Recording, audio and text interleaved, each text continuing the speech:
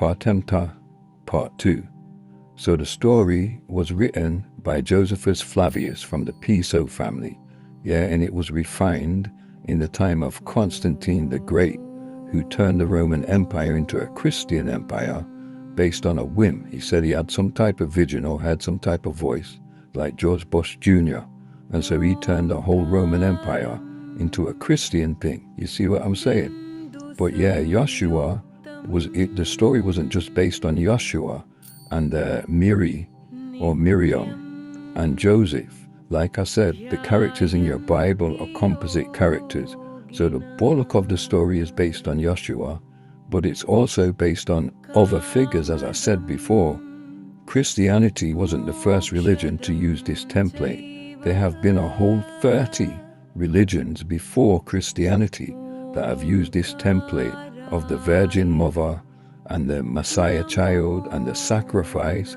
All that stuff has happened through literally every other culture throughout the earth. Now, Mary Magdalene and Yashua gave birth to an evil son called Simon, and Simon bar Jesus. Bar is the same as Ben, meaning the son of. In Acts 13:6, it called him a sorcerer because he was dealing with witchcraft and sorcery, and him and Paul were working together and going against the teachings of Yashua.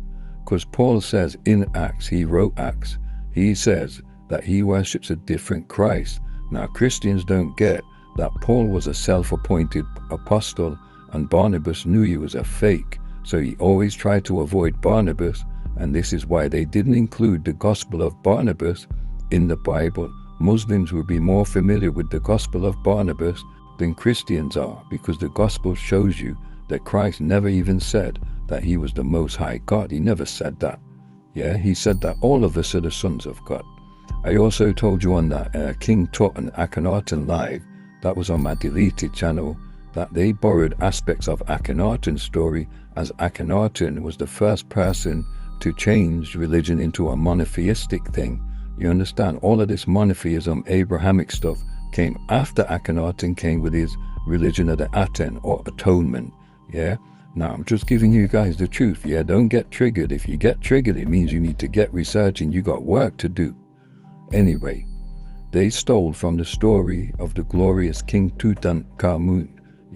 He was the Christ child of 2,000 years ago because he was the son of the Krasamessa, who was Akhenaten.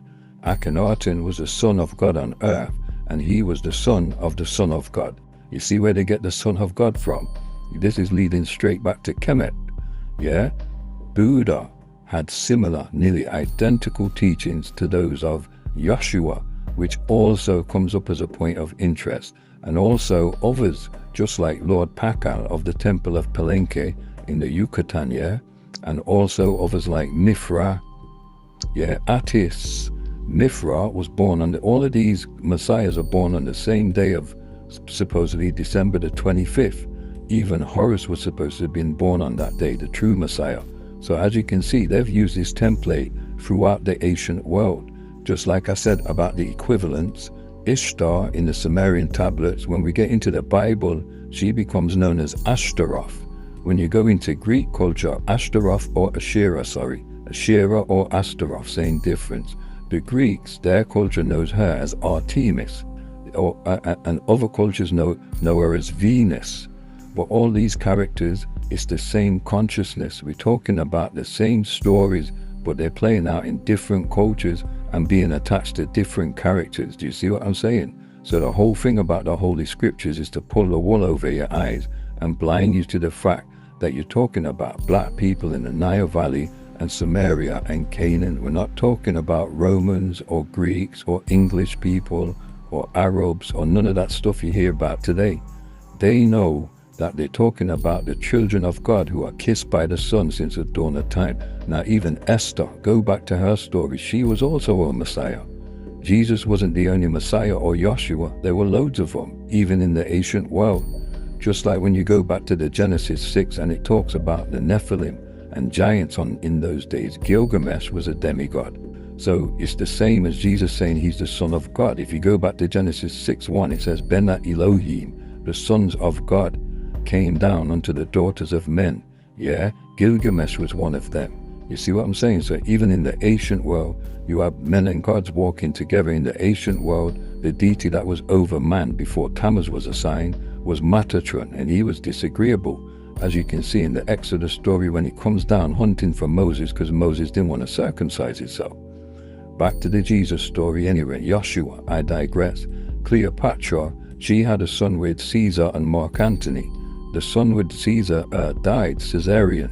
The second son, the son with Mark Antony, known as Cleophas, he was also promoting himself as the Messiah, as were 30 other people promoting themselves as the Messiah in the time of the Messiah Yashua. You understand? Cleophas was rich because of his mother Cleopatra. But when they had to flee Egypt, when Cleopatra killed herself and Mark Antony and then got killed and that, he went into India and started teaching his own gospel in India. And that's why you see in certain Indian texts, it's saying that, oh, Jesus came there and he was teaching among the Swamis and stuff in India. That's Cleophas, one of the 30 Jesuses. You see how daft this thing is? And this is how it's a spiritual weapon. It's a psyop for the mind, a mind trap. We are our own saviors.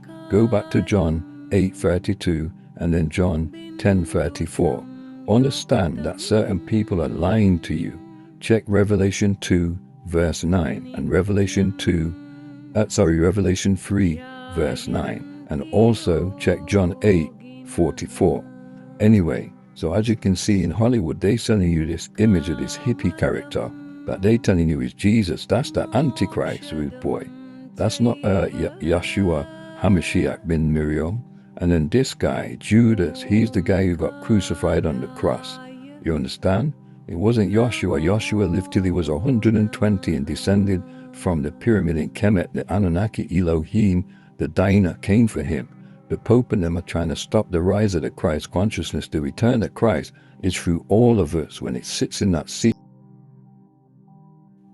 Mafia for life.